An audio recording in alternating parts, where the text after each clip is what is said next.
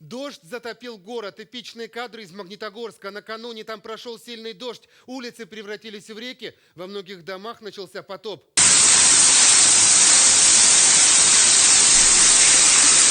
Судя по видео, ливневки на улицах не справлялись с потоками. Перекрестки и отдельные дороги оказались под водой. В некоторых подъездах и квартирах начался потоп. С потолка пошел еще один дождь. А это кадры из Котов-Ивановска.